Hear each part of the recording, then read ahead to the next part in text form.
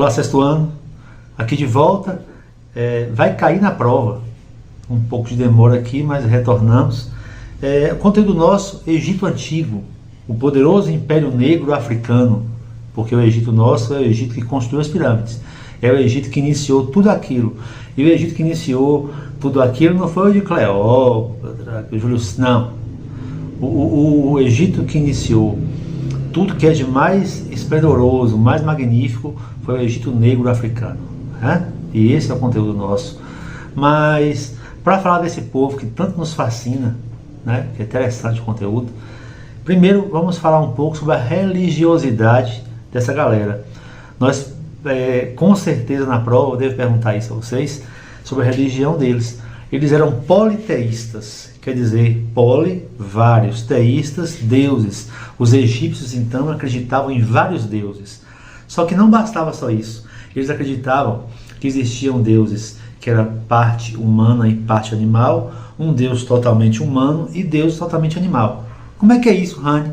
Quer dizer que existiam templos onde você chegava à porta, existia uma estátua de um deus parte humano e parte animal, outro templo ao lado, onde existia uma imagem de Deus Osíris, por exemplo, que era só parte humana, só humano, quer dizer, e outro templo que era um gato, um crocodilo, por exemplo, um hipopótamo, eram deuses, certo? E aí, cada um seguia para seu templo. Então, por ter vários deuses, eles eram politeístas. Agora, tem outra coisa, né? Alguns egípcios seguiam aí a questão da monolatria. O que é monolatria? Vai cair na prova? Com certeza vai cair na prova. Monolatria é aquela questão de acreditar em vários deuses, ser politeísta, porém só cultuar um. Então, vamos supor, um egípcio que vivia há 5.000 anos atrás, e se ele fosse da monolatria, ele seria o quê? Ele acreditaria que o deus gato existia, ele ia acreditar que o deus Horus existia, que era uma parte humana e parte animal, mas ele ia fazer as suas orações para o deus Osíris, que é totalmente humano. Entendeu? Então, tá aí algo que talvez deve cair na prova, né? Outra coisa sobre essa religião deles é que deuses antropomórficos eram deuses só humanos. Humano, mórfico, transformado. Era Deus só humano. Está no livro de vocês. Deus antropozoomórfico é Deus parte humano e parte animal. Antropó, humano. Zoô, animal. Mórfico, transformado. Aqueles deuses que eram parte humana, parte animal. E Deus zoomórfico, Deus só animal. Se possível, volta, ouve isso aí novamente, certo? Sobre o Egito Antigo, nós falamos, deixa eu pegar aqui a prova de vocês, nós falamos que a vida no Egito só era possível, e só foi possível, e só é possível, por causa do rio Nilo. É um rio gigantesco que cruza o deserto. Então pensa comigo, o historiador grego Heródoto, ao passar pelo Egito, ele disse: o Egito é uma dádiva do Nilo. Quer dizer o quê? O Egito só existe por causa do rio Nilo. Né? Isso é a verdade, porque aquelas pessoas daquela região só deixaram de ser nômades, quer dizer, andar para um lado para o outro, sem ter moradia fixa, e passaram a ser sedentários de ter uma sede lá naquela região, igual foi na Mesopotâmia com Tigre e Eufrates. Lá no Nilo foi o rio Nilo que possibilitou que surgissem as primeiras cidades naquela região. Então é importante saber que o rio Nilo é um rio importantíssimo. Entre os egípcios, tudo se baseava primeiramente na fé que eles tinham em vários deuses. É importante saber, por exemplo, Deus Ra, Osíris, Tote, Horus, Anubis e outros deuses. É bom que vocês não precisam saber de que era esse Deus, o que esse Deus fazia dentro da crença deles, não. É bom conhecer o nome de alguns, porque provavelmente na prova cairá. Lembrando que cada deus tinha uma função específica dentro daquela questão religiosa dos egípcios, né? Eu disse um dia para vocês em sala de aula que em história, lenda é toda vez que alguém cria uma história para assustar pessoas. Eu pelo menos nunca contei uma lenda em sala de aula, nunca. E mito é aquela história que foi inventada para explicar algo que existe. Por exemplo, os gregos, para explicar o porquê existia o vento, criaram o deus do vento. Para explicar o porquê do mar, criaram o deus do mar. Para explicar o porquê do amor, criaram a questão da deusa ligada ao amor. E por aí ia. Os egípcios não foram diferentes. Para explicar tudo que existia naquela região deles, criaram deuses também. Inclusive o responsável pela morte, pela vida, tudo isso. Certo? A sociedade egípcia, ela era teocrática. Rani, o que significa sociedade teocrática? O que é isso tal?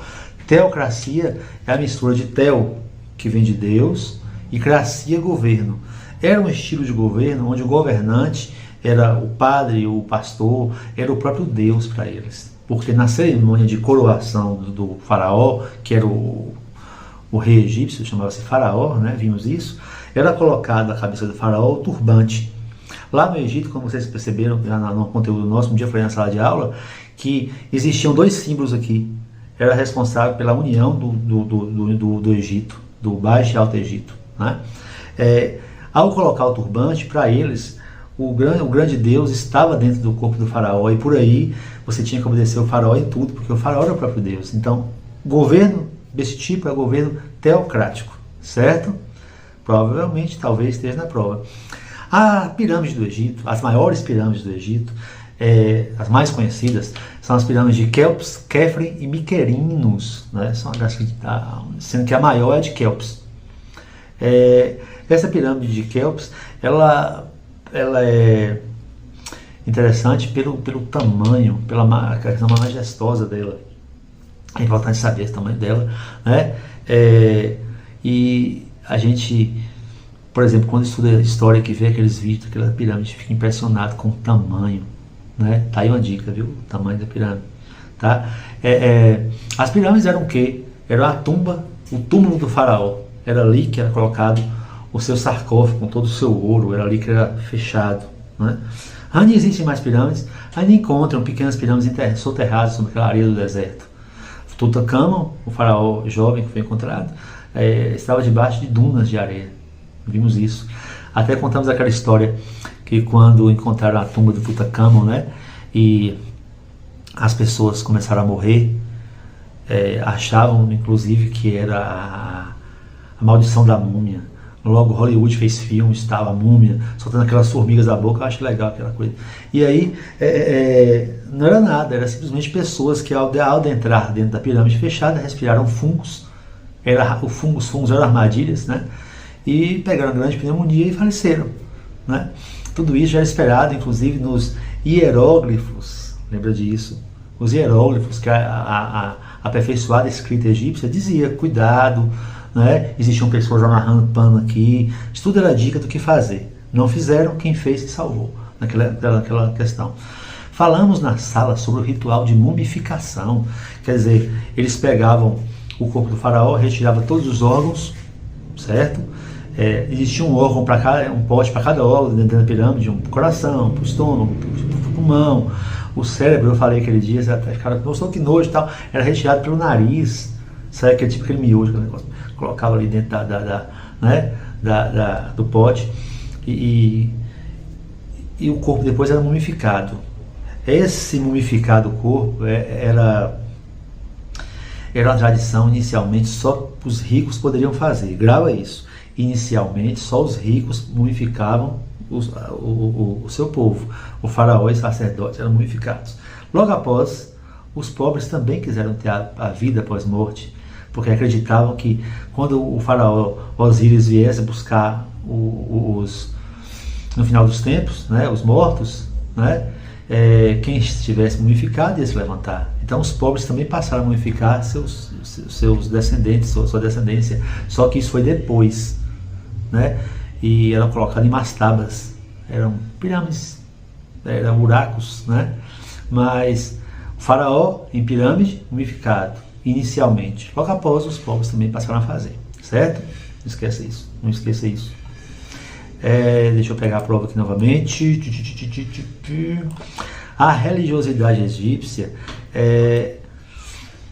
era caracterizada por isso, então, pelo antropomorfismo, né? Zoomorfismo, essa questão que nós vimos, e pela crença de que existiria uma vida pós-morte. por isso mumificavam, né? Outra questão, falamos sobre Amenófis IV. Esse faraó, ele modificou toda a crença egípcia na época. Ele modificou o nome dele, passou a ser Akhenaton, quer dizer, ele disse que todos tinham que seguir o culto ao Deus Sol, ele exigiu isso, né, ao Deus Atum, que era o Sol, e ele proibiu o politeísmo, queria que todos fossem do monoteísmo, que era um Deus único, porém um Deus Sol. Isso depois gerou muita confusão no Egito, e os sacerdotes acabaram tramando até que ele perdesse o poder. Ele não quis ter as 100 esposas que o faraó tinha, e teve só uma esposa, Nefertiti, a rainha do deserto. Está no livro de vocês também. Vamos ver. O rio Nilo era muito importante, porque no tempo de cheia o rio Nilo arrastava todo o material orgânico de outras regiões para o Egito e ficava muito largo. Quando o rio Nilo voltava ao normal, ele deixava um humus, H-U-M-U-S, humus, na terra, que era um adubo natural que os egípcios usavam, inclusive, para poder adubar o solo e plantar, certo? Vamos aqui, certo? Pessoal, é o seguinte, o conteúdo está aí, muito bom de estudar, perfeito, certo? Simples. Eu tentei falar aqui rapidamente um monte de coisa, eu acho que ficou até um pouco rápido, mas boa prova. Não esqueçam de olhar tudo que está marcado no livro, dê uma lida. Rani, e o que não está marcado também? A não ser o que eu disse que não vai cair de forma alguma, todo o restante vai cair na prova. Então, eu tenho certeza que ninguém irá tirar nota baixa nessa prova. Todos irão tirar boas notas, certo? Um abraço no coração de vocês. Até a prova.